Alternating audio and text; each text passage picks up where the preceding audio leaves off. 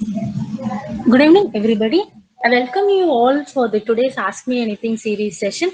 I'm Sumitra from HTIC MedTech Incubator hosting the session.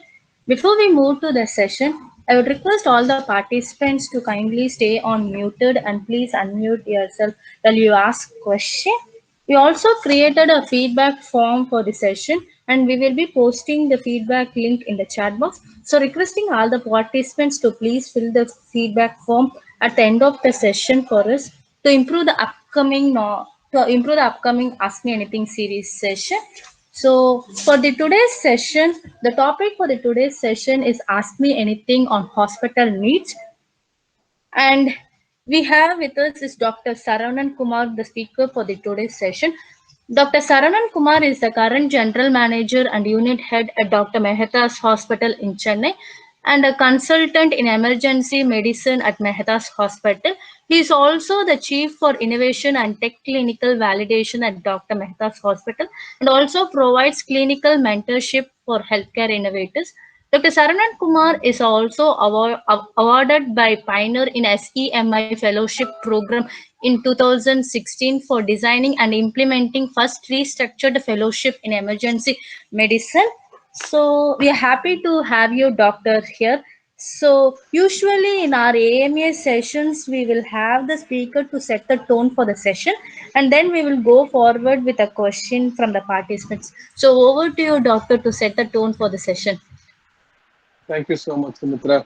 You can hear me? Is my audio clear? Yes, doctor. Yes, doctor. All right. Thank you. I think it's really my pleasure to be here, and it's a lovely evening today. Nice rainy evening in Chennai. So thanks for inviting me over for this session today. So let me quickly set the context on what we are going to speak, and before that, a brief introduction of myself and what we do at Dr. Mehta's, which is my primary place. So we at Dr. Mehta's help new innovators and startups in terms of, say, guiding them to select appropriate problem statements. One, help them validate their proof of concepts. Two, and also if they are looking for clinical trials, we are open to that. So we clearly help them succeed, and we also strongly believe that adapting new technology and innovation for problem solving in healthcare is the way to go forward. So that's where Dr. Mehta comes in. And I also represent CAHO today, which stands for Consortium of Accredited Healthcare Organizations. What CAHO basically does is it basically does it in a group level where it creates a platform for young innovators like all of you here, especially from healthcare sector, and connects it with the healthcare industry directly, so that we from healthcare industry are aware of what's happening outside. Today, unfortunately, there aren't much platforms available for healthcare industry people to look at what kind of innovations are happening outside, which we can adapt. So that's what Kahoot does, basically creates a platform. So I basically represent Metas and Kahoot today. And the context for today's discussion is basically, let's limit this to say what kind of problems healthcare is facing and what will help you succeed, especially if you are a healthcare startup and an innovator. What will basically is help you succeed in a healthcare environment, because healthcare typically functions slightly different from, say, other industries, because here the user may be very different from the actual customer. So I will explain that as they go further today. So that's briefly about what I wanted to say as an opening remark. So Sumitra, I think why don't you set the tone for the next. Okay, sir. So I requesting the participants to post your questions in the chat box so we can take the questions forward. Before the participants post the questions, so I can ask my questions, sir. So what are the factors need to be focused to become a successful startup in medtech side, sir? Okay. I think that's a very important question, and let me answer that a little more broader level. If you could kindly mute yourself, Sumitra. Thank you so much. While others are typing their question. So typically, we need to understand what does healthcare basically look for today. Let's go a step back and think about what do we mean by healthcare in India and how it is important for you to understand before you think about solving any problem. Broadly speaking, healthcare in India is divided into public and private sector. So you need to first understand this very clearly. 70% of healthcare in India is provided by private sector, not public sector, unlike in different other countries. So 70% of healthcare in India is private. That's one thing you need to remember. Closer to about say 60% of healthcare delivery for our people happens in private healthcare. So remember that. And third thing you need to remember is clearly healthcare today is still predominantly an out-of-pocket expense. That's about 70% of the people still have to pay from their pockets. Only about 30% of the population is covered by any sort of insurance. Right. So this is in broad about how the healthcare system functions in our country. What you need to understand this is that the thought process of private healthcare setup versus public healthcare setup in adapting technology could be very different. Of course, it's going to be same in certain aspects, but it's going to be very different in different groups. Right? Let me talk about private healthcare because that's a group which I represent predominantly. What does private healthcare clearly care about? Right? First and foremost, the private healthcare clearly cares about the outcomes, the primary clinical outcomes of the patient. So anybody comes into the hospital, we want to ensure that they leave back safely and the treatment is successful and they're very happy about the entire patient journey within the hospital. So clearly clinical outcomes is what any hospital would care for, right? Be it private or public, but clearly in private, yes. This clinical outcome from a customer, which is a patient's perspective, is basically what we call it as customer satisfaction. So clearly, from the hospital side, it's a clinical outcome from the doctors or from the hospital side. From the patient side, they look at it as satisfaction. Basically, I came to this hospital and I'm cured and I'm better now. So this is what patient basically feels, right? So clearly, healthcare industry looks for something which can improve this experience to the customer and at the same time improve the clinical outcomes to the hospitals. So that's one. Number two, as we all know, the cost of healthcare is clearly increasing. There's no doubt about it, especially in these scenarios when COVID came in. There are a lot of additional expenditures the institution also, the hospital also incur in terms of providing adequate safety equipments, PPEs for the healthcare staff, and also to the staffs who are involved in direct patient care and sometimes indirectly. All this cost typically translates into, unfortunately, to the patients basically.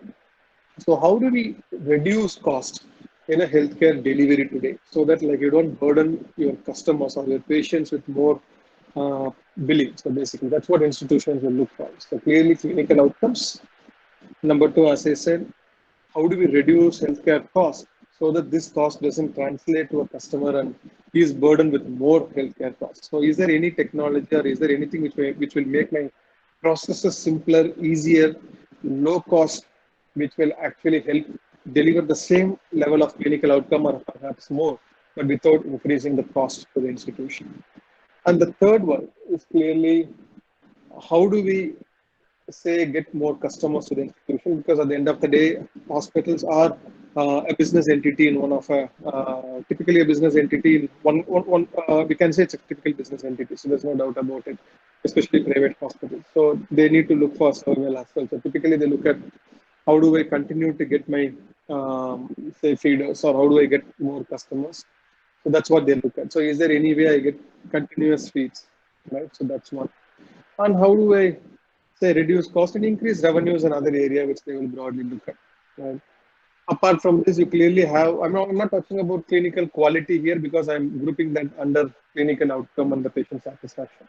So broadly speaking, hospitals, what they look for from any kind of technology adaptation is something or any technology which will help them improve clinical outcomes, increase patient satisfaction. Broadly, we can call it as improve quality of care. How do I reduce cost? And how do I probably increase my revenue? Right? This is broadly what they look for. If there is any solution which helps them solve this, clearly yes, they'll be adapted much easier when compared to other nice to have fixes. What I would say. Hope I can Thank answer you. that question. Yes, sir. Yes, doctor. So thank you, doctor. We have a couple of questions in the chat box. So Sandesh, can you unmute yourself and go ahead with your question, Sandesh? Yeah, thank you, Sumitra ma'am. So I'm Sandesh and I'm from Team Deep Sort. So, doctor, in the emergency department, how does the department? I mean, basically, emergency department, there is sudden influx of patient in irregular times. How does the department actually handle certain situations? And are there any technologies that do use in that? Okay. So as you rightly said, emergency department is typically is very different from other areas of the hospital. Clearly, no emergencies comes by appointments, as you rightly said. So there could be times where the department is quite busy and everybody is running helter skelter, and there are times where there is nothing happening. So that's the usual flow pattern of an emergency unit. So when you ask about what kind of technology we use in an emergency unit, so clearly there is no special technology today which we use in emergency department to manage the say the crowd or the influx. I assume your question is more about how do we ensure you deliver adequate care to this sudden influx of patients, if I'm not wrong. So Yes. what? Yeah, okay. So clearly, in an emergency unit, it functions very differently because most of the care, or pretty much all of the care, has to be delivered by typically a personnel which cannot be substituted by a technology predominantly. However, there are technology which can make our life much easier in an emergency room. For example, assuming I have to see 10 patients, and typically my case sheet documentation is going to be what 15 minutes per patient, and I'm the only doctor available in an emergency unit.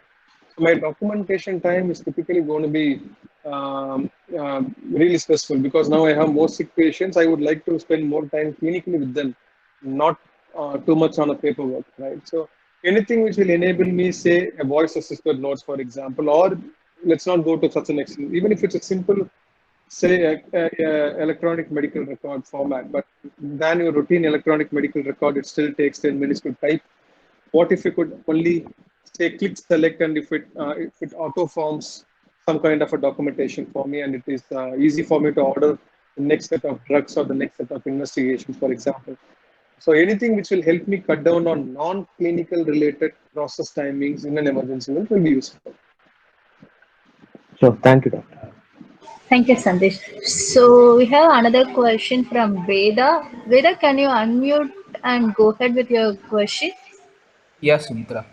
Uh, Hello, doctor. This is Veda Vyas. So, like normally in the emergency unit, like from a common man's perspective, we get more like accident cases. So, like, what are the other cases we receive in the emergency ward? Okay, thanks for the question, Veda. So in an emergency unit, typically, it actually varies quite largely with where the hospital is actually located. So any hospital typically on a highway tends to get more trauma or accidents. But that's not true if you are in hospital situated in a city, especially inside the city. And in our country, clearly you got medical emergencies and trauma emergencies. I would say kind of equally split up, about 50% on both sides. So medical emergencies again further can be divided into emergencies in say pediatric age group, and then you have adult age group, and then you have an elderly or a geriatric population, broadly speaking. So apart from trauma, the most common emergencies which we see in our country is typically the acute events because of an underlying non-communicable disease. So for example, cardiac events, respiratory events, strokes, or neuro events typically. So the brain, heart, and the lung. So these are the three typical acute events which we see in an emergency unit. So basically, it's a heart attack, stroke, cardiac arrest, so COPD, breathing difficulties, and all those things. So that's very common.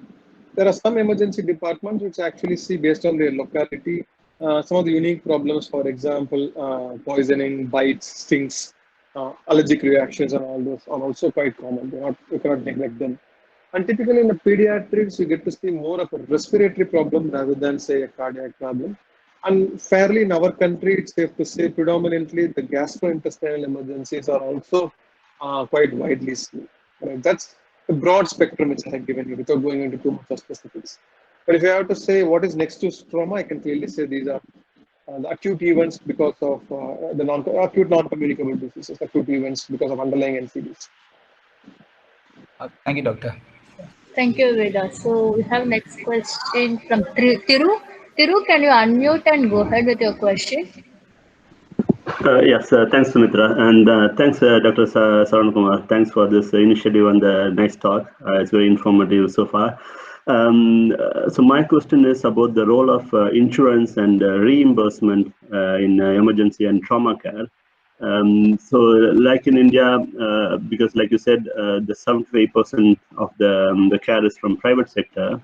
Do we have any kind of like a CPR code like they have in US for trauma or emergency? That also includes the ambulance visit, like the ambulance trip and things like that.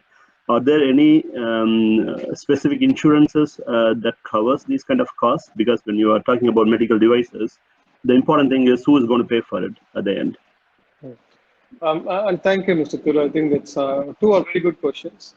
So let me take the first part here. Let me specifically talk about ambulance systems. You need to understand for the current system how this ambulance system functions in our country as well. So again, as I said, there are this PPP, public-private partnership, which is this 108 most of us know in most of the cities or most of the states, I should say. So that's one part where it's clearly free for service, and that's government and private partnership run. So you have an option to select whichever hospital you want to go, and that's a free service. Typically, for a hospital, every hospital also runs their own ambulance services. So this is mostly or 90% of the time, this ambulance pickups are specifically to those who are already associated with the hospital. That means these are some of their pre-existing customers whom they pick up. So less than 10% of most of these pickups are new ambulance calls because this used to be the case at least 5 years before. But now with 108, clearly that scenario has changed. And how does the system function? Still in 99% of the hospitals, clearly this is still call for an ambulance and then the ambulance gets dispatched. We don't have a tracking system yet on where the ambulance is currently and how fast the patient is going to reach or what is the arrival time of a patient. And clearly the monitoring system of what happens in an ambulance is still not very robust in our country. There are only very few institutions who could provide, say, a paramedic who could accompany these patients, who kind of keeps the hospital updated on the patient's condition during retrieval and during transport, unlike in the Western world.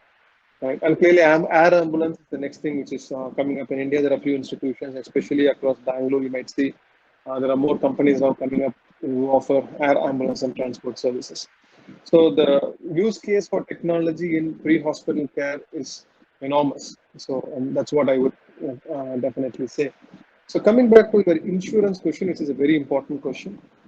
Here today in India, still for the emergency services, the insurance coverage is not there. So if it is an emergency issue which requires an inpatient hospitalization and further treatment, that is covered under insurance. If it is only an emergency based, say an OPD management, right? That means basically you've been seen in an emergency department, you've been treated for a condition and you've been discharged from there, right? So we don't have a reimbursement mechanism for that. Right? So that's where we stand currently today. Hope I was able to answer this, Mr. Thiru. Yes, that's something. Thank you. Thank you, Thiru. So we have a question from Archana. Archana, do you want to unmute and go ahead with your question? Yes, thank you, Sumitra. Hello, doctor. So I would like to ask this question. So from the hospital point of sight or from the doctor's point of sight, what kind of technology intervention that you're expecting from the startups during the current situation? Okay. Thank you so much, Archana, for that question. Let's not only talk about this current situation, let's talk in general about all the situations, right? Clearly, as a clinician, what do I look for? Is it something cool or nice for me to have? Versus is it something which is going to solve my day-to-day problem? Clearly, you all know the answer now. It's clearly something which is going to solve my day-to-day problem. Let me give an example as well for you. So you all might know, say the digital stethoscope, which is available, or a Bluetooth stethoscope, looks very nice and cool and interesting as well. But how many doctors have you seen using a digital stethoscope or a Bluetooth stethoscope? Right? It's a cool gadget, really. But is it solving my problem? Is my problem that me holding a regular stethoscope with the tube? Is there a problem for me today where I'm looking for a Bluetooth stethoscope where I can avoid this tube? Clearly, no. That's not a problem case for a doctor. What is a problem case for a doctor is what we need to understand first. So today, problem cases for the doctors varies across different specialties and which unit they work in. You need to understand that it's not a blanket problem statement for all the doctors. For example, if this is an intensive care doctor, what does he care about? Assuming this is a COVID situation, as an intensive care doctor, I care about, see, how do I keep my staff safer? I don't want to expose my staff to too much of infection risk, because if they get cross-infected from one of the COVID patients whom they are treating, my entire team may have to go to quarantine. So how I'm going to run my unit? One. How I'm going to deliver good quality clinical decisions and care 24/7. For example, in the day I have somebody to cover my intensive care unit, but evenings and nights, how I'm going to deliver better clinical care, how I'm going to monitor my patients with the same level of, say, depth of what I do in the day. So that's something which might run in, say, in the intensivist mind. It might be very different in an emergency medicine situation where the doctor has a very limited information, especially when patients are brought in an emergency situation, assuming the patient is, say, unconscious. There are no relatives who are accompanying these patients, and the patient is brought by the neighbor. Very common scenario in the context, in Indian context. So now I got to treat these patients where I got literally no history available. I have no previous data of this patient available. I have no clue about whether this patient is going to be allergic to something which I'm going to give him now. But I have to give this because this is life saving. Should I proceed or not? Right? These are some of the dilemmas which are clearly there in those kind of situations. But clearly, there is no system today which can give me an, a clear, what do I say, information about my existing customers or the old customers. Even for that matter, it could be my previous existing customer who is visiting this hospital for the 10th time, for example. I still don't have some of his data from before. And every time it is more like me seeing this patient for the first time. So how do I quickly retrieve some of his existing or the pre-existing data so that I get a clear context on who is this patient and what are his pre-existing chronic conditions, what medications is already on, so that like now I can kind of narrow down my differential diagnosis in an emergency setup. So I just gave you two examples from ICU and emergency unit. So clearly, if you go across different specialities, you will get to hear similar stories on what could be specialty specific issues for the doctors which we are trying to solve. Right? Otherwise, there's no blanket problem statement, or there are very, very few blanket problems for the statements which might imply to all the doctors. For example, how do I ensure my customer is actually following the advice which I have given in terms of, say, medications at home? And how do I ensure he actually comes back to a proper follow-up on the day or time when I wanted him to come, and without skipping that or delaying that, for example. Hope this answers your question, Rachna. Yes, sir. Thank you, sir. Thank you so much. So we have another question from Jyotishri. Jyotishri, unmute yourself and go ahead with your question. Thank you, Sumitra. Hello, sir. So, among the emergencies you receive in your hospital related to maternity and child health sector, is there any difference in terms of proportion between urban and rural population, and also in terms of outcome between urban and rural populations, sir? Thank you. Thank you, Jyotishri. So clearly, with regards to maternity, so since you are very narrowed down to maternity, I'm going to break it down to two pieces.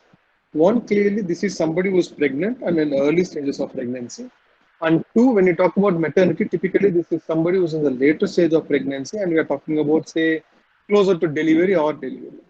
So broadly, we can categorize this into two groups.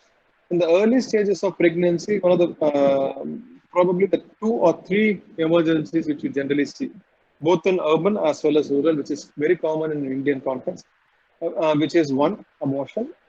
Two, clearly conditions related to pre-existing or newly developed hypertension and diabetes. For example, seizures or fits, which we call in a very local term, is one of the complications of pregnancy. Right? Apart from this, there are a few other symptoms like excessive vomiting and things, but I'm not going into that. As an emergency, we clearly see the bleeding, which is basically an inevitable abortion which you are encountering. And the second thing is a seizure is one of the common symptoms because of pre-existing the blood pressure, which complicates the pregnancy scenario. And this is very common, which medically we call this as pre-eclampsia or eclamptic seizure. So eclampsia is the clinical condition, the name of the clinical condition. And we see this widely across India in both rural as well as in urban settings. With regards to late pregnancy, clearly we only see patients who are coming in labor. So that means basically they started the labor process or the delivery process has already started. So that's a situation where they come in. It's not more of an emergency, but what it actually needs is more of an attention so that the delivery can happen smoothly. Hope that Jyoti question. Yes, Jyoti. Thank you, sir. So is there any difference you see in the proportions, sir? Like more number of rural patients or more number of urban patients? Is there any difference in the proportion that you see? Okay. Jyotish, to be honest with you, I don't have any data on this proportion, but clearly this data can be searched with my field because we don't have records of how many patients are coming with, say, seizure-like symptoms across rural or, say, in urban population. We don't have the data available. Thank you, sir. Thanks. Thank you, Jyoti. So again, we have a question from Sandesh. Sandesh, do you unmute? Do you want to Yeah, thanks, Sumitra. So, doctor, as you were mentioning that in the emergency department, you were actually from your insight, I learned that you were unable to get the patient medical history for treatment. Do you need in emergency treatment the patient medical history? How do you do in the current situation right now? Okay. All right. Thanks, Sandesh. The answer to the question is when I need previous records of the patients, that definitely helps me understand what is his pre-existing condition, especially when the patient is not in a condition to respond. That means he's semi-conscious or fully conscious. I'll tell you a very quick or a simple scenario. Assuming you come in unresponsive and clearly you got an issue with your breathing. This is what your neighbor says, saying, this gentleman, when I saw him, my neighbor, he was breathing heavily or he was having difficulty breathing at home, but he was at least responding. And when he came to our car to get into the hospital, he seemed to be okay. But as we reached the hospital, clearly now I don't see him responding at all, and his breathing has been very, very shallow. Very common condition which you see in an emergency situation. Now, typically as an emergency doctor, there are certain medications and treatments you would start. So one of the common medications which you use in most of the emergency conditions is now I might start on some fluids, for example, IV line, and you start on some glucose solution and fluids which you start for this patient. Now, assume a scenario, this patient could be a cardiac patient who has underwent a cardiac bypass surgery few months back or few years back. I don't have the previous cardiac condition and how good his heart condition is. So if I start pushing in fluids as I do for my regular emergency patients who come in, what would happen is this particular scenario is going to get complicated.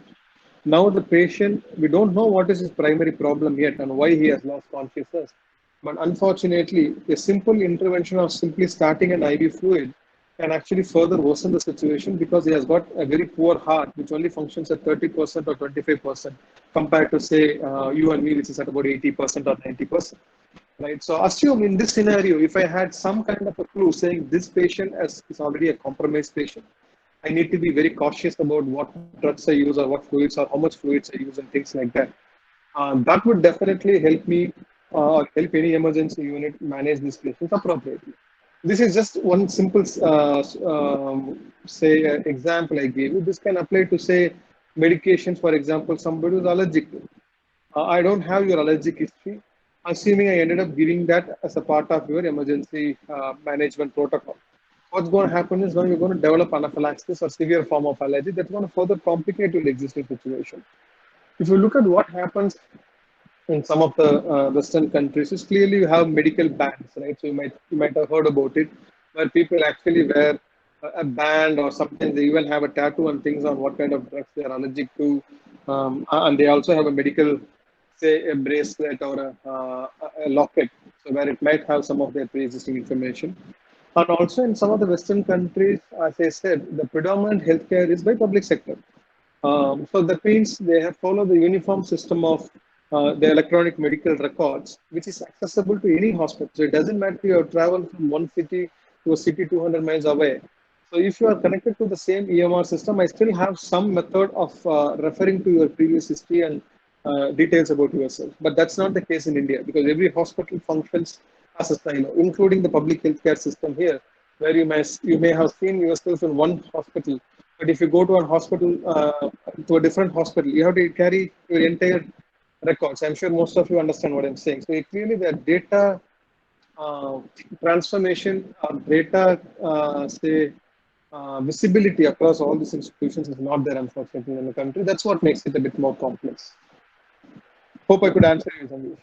Yes, sir. Thank you on that. And an add-on question on that thing, like during the emergency response, the first responders, basically ambulance members, they try to monitor the situation of the patient at present. Do they actually are coherent with the emergency department doctors who are going to handle with them? Yes. How actually the communication happens in that situation? Thanks, Sandesh. Basically, I said there are two types of retrieval. One, an ambulance is dispatched and there is no paramedic or medical team goes along with the ambulance. It's basically a box on wheels with a driver. This is to transport this patient from point A to B. So clearly, we're not talking about any kind of care there. Two is clearly a paramedic or a doctor or a combination of both paramedic and a doctor accompany. These are specifically planned if it's a critical patient who needs a transfer. During that situation, assuming if it's a nurse or a paramedic who transports this patient, basically they assess the patients before they board them onto the ambulance vehicle and during transfer. And this information is conveyed to the receiving emergency unit where they have a clinician who gets updated about these conditions through a phone. And they guide this team of nurses or paramedics or junior doctors who are going to retrieve these patients on what kind of emergency procedures and treatments they should initiate before the patient actually reaches the emergency department. And sometimes, interestingly, you will note, so the most of the travel is very short. So in those situations, it's sometimes we even advise not to interfere or intervene too much. And it is better to transfer him first before we start any interventions, because some of the interventions are not possible in an ambulance scenario or transfer scenario. Hope that helps, Sandesh. Yes, sir. Thank you so much.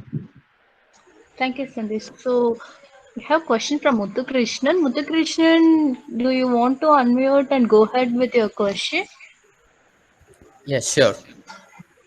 Uh, Let me share my experience first.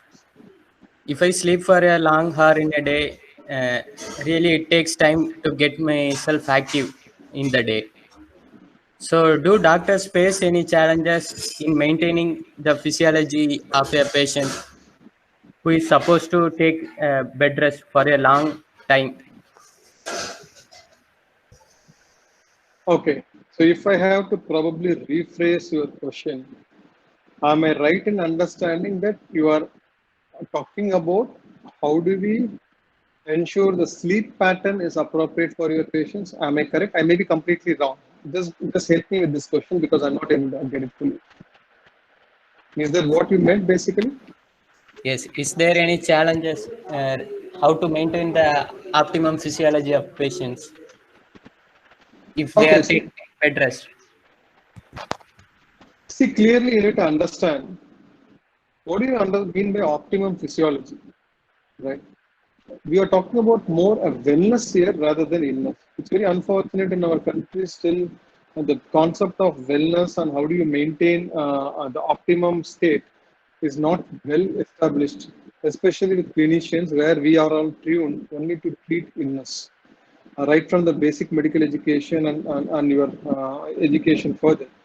The entire healthcare spectrum today is focused heavily on how do we manage illness. So, for example, if somebody has got an issue because he's not able to sleep appropriately, and because of that he has developed a complication or a stress, or is not able to sleep because of other physiological condition. For example, say he has got obstructive sleep apnea because of his obesity or overweight. We are able to treat those conditions. But is there something what we could say assess a basic physiological state and advice for well-being that currently, unfortunately, falls outside the ambit of most of the clinical specialities today? Hope that Muthu Krishnan could. Muthukrishnan. Thank you. So we have another question from Sabari Prabhakaran. Sabari Prabhakaran, do you go ahead with your question? I think he's not there. So I can ask his question, sir. So could you take us through the current practices of elderly patients and regular types of cases from the geriatric sector? Okay. Thank you for the question. So geriatric, as you all know, so apart from all the non-communicable diseases, chronic diseases which they already suffer, where now they might have an acute event over the chronic illness. One of the most common emergencies which we see with most of the geriatric population is the fall. So, and fall followed by a fracture. So basically fracture because of a fall. That's one of the most commonest problems which we face. And most of these falls, why it is important in a geriatric population is these are very, say, a very mild fall. So at your younger age, these falls will not cause much of injury. Whereas for that same amount of fall in an elderly population, because of their brittle bones and poor physiology, they easily end up fracturing their bones. That's one of the most common problems. And what we also see with most of these falls are most of these things are not detected very early. Right? Many a times what happens is there is a fall, but unfortunately in places where people uh, don't know they have fallen. For example, they go to the restroom, they have fallen. It takes a while for, say, the caregiver or the loved ones to actually identify or know that something has happened. He has not come back from the toilet, and to realize that the patient or the elderly person has fallen down. Unfortunately, is not able to get up. Especially, this is aggravated by situations where more and more elderly people in our country is now being left alone in the homes where their loved ones or their family basically lives elsewhere in other cities or abroad. And that's one of the problems and challenges which we see. Hope that Sabari's question has been answered, but he's Uh, not. Hello. Yeah, am I audible? I had some issue with my audio. Ah, Sorry.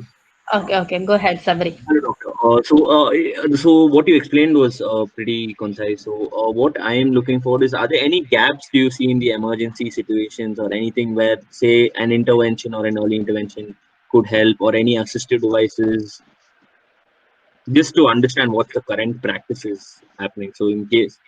This is in particular to the elderly population. Yeah. So, my thematic work is towards the geriatrics. That's the reason I took it towards that. So, any light that you can shed on. It's not going to be very different from other population as such, especially with geriatric, it's even more complex. What I need is basically, as I said, in an emergency situation specifically, how do we access the pre-existing data? So that is what is very, very critical, especially with elderly patients who are on at least 7 to 10 medications, which include some of the complex ones like, say, blood thinners and others. So you need to be very precise on what you are managing, or at least you need to be sure of what not to give to some of these patients and how much to give some of those drugs. Those are all very important calculations or situations which arises. So clearly what helps not just in geriatric alone, for pretty much every patient is some amount of pre-information or a pre-data about this patient. That's what I would say. There's nothing specific that this particular technology could revolutionize care delivery to an elderly or an emergency population. I can't think of anything like that. But these are simple stuff like how do I get pre-existing information? How do I make sure I don't spend too much time on a documentation? How do I ensure my nurse doesn't spend too much time on a documentation, rather stays with the patient and monitors him? And when there are 10 patients and I'm the only doctor, how do I get a quick alert when one of my 10 patients who's behind the screen is actually deteriorating or collapsing? These are some of the things which runs in my mind. Hope that Sabari's question has been answered. Sabari? Yes. That's maybe Thank answered. you, Sabari. So we have another question from Nitya. Nitya, do you want to unmute and go ahead with your question? Yeah, thank you. Good evening, sir. So my question is, generally when there is an emergency, our first instinct is to put the patient in the car and drive right away to the hospital. So is it advisable, or should we wait for the ambulance, or does it depend on the kind of emergency? So this is my question. Thank you, Nitya. I think it's a very important question you asked and something which I answered time and again. So what's very interesting to note here is still in our country, 80% of the emergencies come to the hospital on their own transport. It basically involves right from bullock cart to an auto rickshaw to a car. Because currently we don't have a mechanism here, or I should say we do have a mechanism nowadays, but we don't have, say, a trusted mechanism with a clear turnaround time on whether the ambulance is going to come and pick you up. And all your ambulance platforms like 108 and things are very recent. Recent in the sense it's not more than 5 or 6 years old. So here, unfortunately, you are not sure which number to call. You are not very sure, even if I call, whether this ambulance will reach me in a particular time. So these are two of the problems with the ambulance services providers or services which are available today. On the other side, you have an emergency now. The awareness about emergency is pretty low among our communities, what I would say. So clearly, as awareness improves, it becomes easier for people to understand this is something which I can take him to a hospital or her to a hospital on their own vehicle. So this is urgent, not emergency. Whereas this is a condition where I definitely need a team at home to evaluate him and start this resuscitation during that particular event or a time. So basically the answer to this is yes, it's always advisable to get an ambulance to pick you up, so that if you have a paramedic there or a trained manpower there who could assess the condition immediately and do not waste time on those platinum minutes and the golden hour, so that they can start resuscitating you. The earlier the resuscitation is, the better the outcomes are always. I don't have to tell you guys this. But unfortunately, since the turnaround times of an ambulance and the availability is an issue in our country, so it's rather to wait at home, it is always better to at least get into the hospital as early as possible. So using your own transport is not something which I'm not going to say don't do that. So I said, if you don't have an option, that's the only option you've got. Please don't delay. That's what I can say. Thank you, doctor. And one more follow-up question. You said there is lack of awareness. I clearly agree to that. So what can we do about it to create awareness, or what kind of at least basic things that we need to know?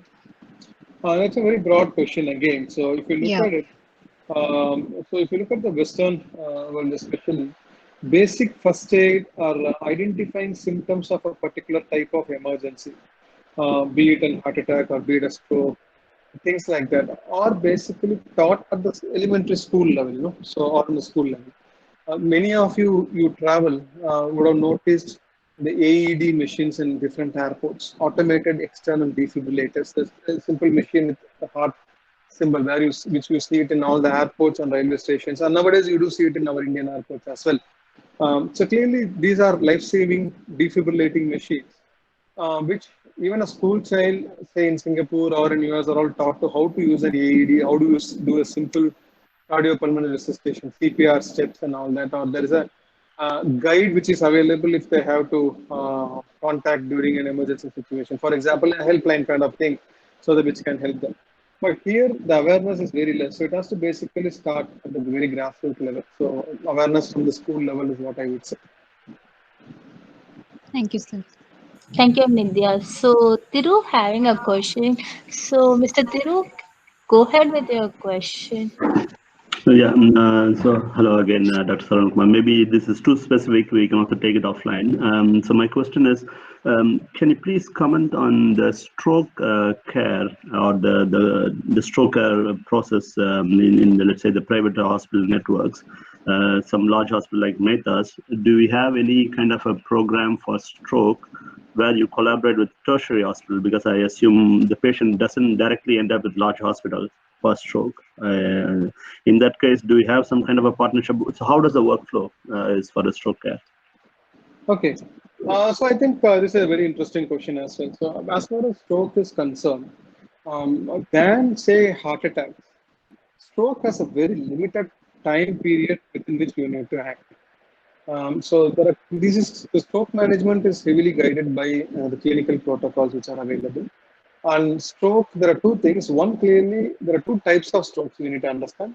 One, which is caused by a blockage in the artery. The other one is basically a leakage of blood outside the arteries. One is basically a blood leakage and one is a blood blockage. And the treatment for both the scenarios are very different. And the key to stroke management is getting to understand what kind of stroke this is. That means basically the patient needs to be subjected to a brain scan to understand what kind of stroke are we dealing with. Out of these two types of strokes, there is one kind which is basically a blockage in the blood vessel. Is clearly something which is completely reversible. If you act within a few minutes, that means basically there is a time window of 4.5 hours. Let's not go into what is the time window as such. If you could give a medication which could actually dissolve this clot within a particular period of time, the patient can actually completely recover. Why this is important in stroke is, as you know, if somebody gets paralyzed because of a stroke where he loses, say, the power, or he develops weakness in arm and legs, for it to recover, it is usually a longer time, 6 months, sometimes even a year or more, with vigorous physiotherapy and slow recovery. So the morbidity is quite high. That means it's basically bedbound for a few months, and then his mobility significantly reduces until he recovers fully. But if you could give that medication within the time period, so you can reverse this entire scenario and you can be as normal as you and me. So that's, you need to understand as a clinical part to it. What challenges we face with stroke is, one, as I said, there is no awareness about stroke. There are various symptoms to pick up early stroke. The earlier we give this medicine, the better the outcome is. But the problem is people are not aware of these symptoms and they usually delay, one. And second thing, availability of the scan across different institutions is another problem. Even if you do a scan in a particular institutions and identify that this patient can undergo such treatment, in medical terms we call it as thrombolysis, availability of the drug or the capacity for you to administer the drug and ensure the follow-up care in your ICU or critical care is not available with most of the small level hospitals. So they have to escalate care to a higher center or a tertiary level center. And here, as you know, in a city like Chennai, you might argue saying, I'm in a smaller hospital, they have identified stroke, I need to get thrombolized, let me move into Dr. Mehta's. And typically with an ambulance, you might still move these patients within 30 minutes in a Chennai city. But forget about a city, go outside and look at a second tier city or even smaller ones. Even if you identified the stroke, even if you have contacted, say, a hospital like Mehta saying, this is a patient in Chengalpet, looks like stroke, we have identified a stroke, the patient is still within the window period, it can be thrombolized, can be moving to Mehta's. The problem is you can still move him, but the problem is we are going to lose that precious time during transfer. And if the patient is thrombolized there, they don't have adequate, say, expertise to monitor or manage this patient. So this becomes a quite complex scenario by itself. Right? So this is in broad about what actually happens on ground level with stroke management.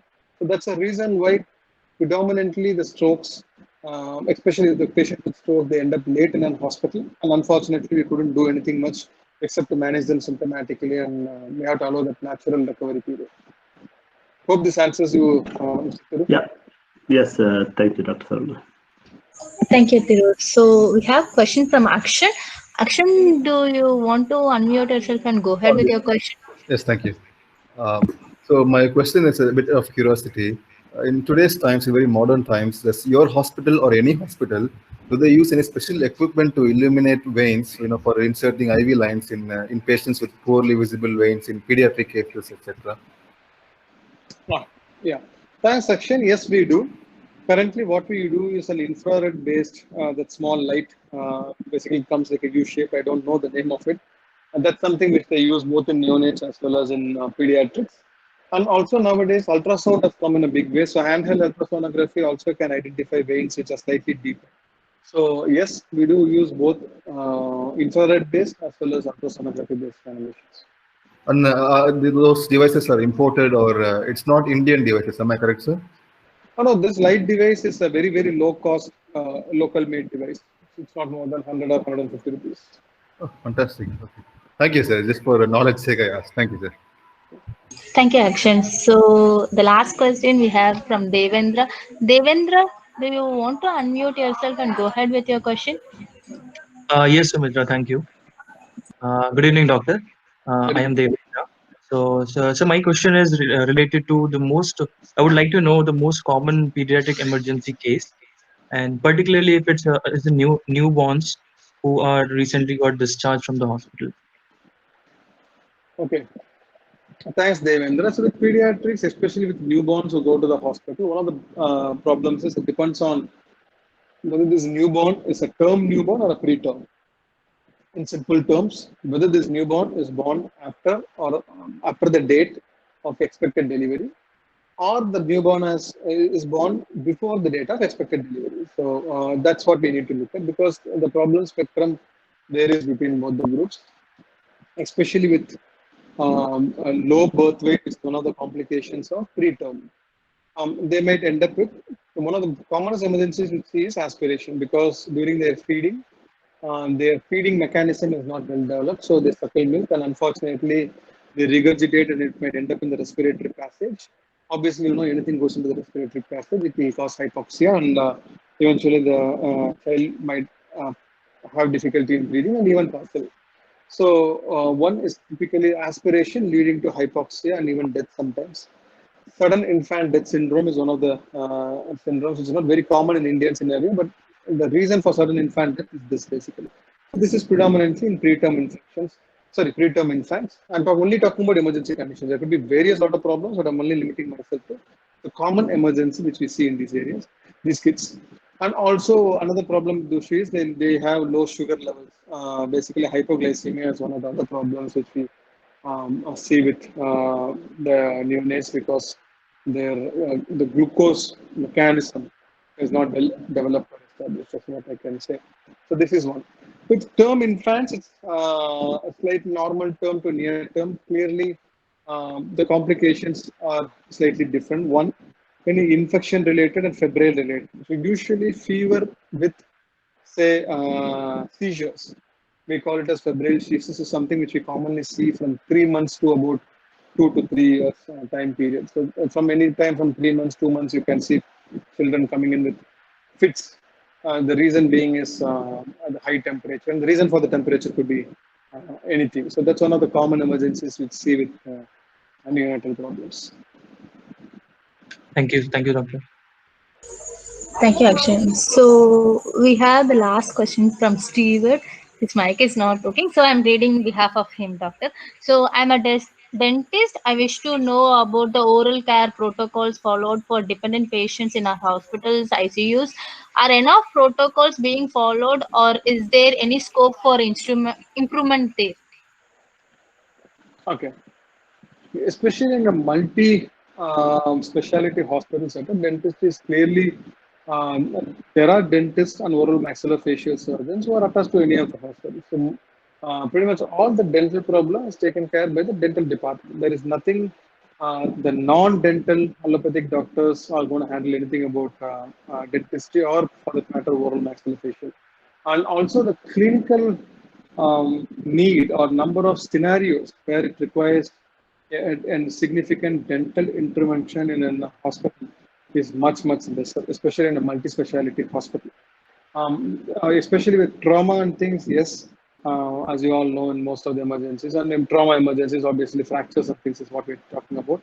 And rarely, or not rarely, I should say, frequently we also see typical pain, right? So it's a dental oral pain, or either because of, say, gum swelling and things like that, where the scope of the treating doctors in allopathic system is very limited to only managing the pain and then referring the doctors appropriately to a dentist for further evaluation and management. Hope this answers. Hope that Steve's question has been answered. So thank you, doctor. We came to the end. So before we wrap up, I would like to make few announcements. We posted the feedback form link in the chat box. I request all the participants to please fill the feedback form for us to improve our upcoming Ask Me Anything series sessions.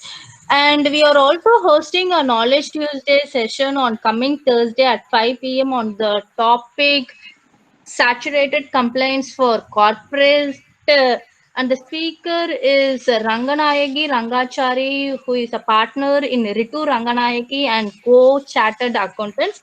So that is, and thank you, doctor, for your time spending with us and answering all the questions for the participants. And once again, thank you, doctor. Thanks, Sumitra. It's a real pleasure being here, and I think we had all very nice questions, and realize it's almost an hour. So, Yes. and I should thank the participants for such wonderful questions and listening to me patiently. Thank you very much. Thanks a lot. Dr. Saran, thank you for being here. Before you go away, we upload the video, so I just wanted to ask your permission. Please. I didn't know Muthuji is here. Thanks for inviting me over. Please go ahead. Only when they miss something. Okay. Please go ahead. Okay. Thank you, and thank you for coming and speaking to them. Talk to you later. Bye. Thank you. Have a good evening, all of you. Thank you so much. Thank you. Thank you, Doctor, and thank you for all the participants who joined today's session. Thank you.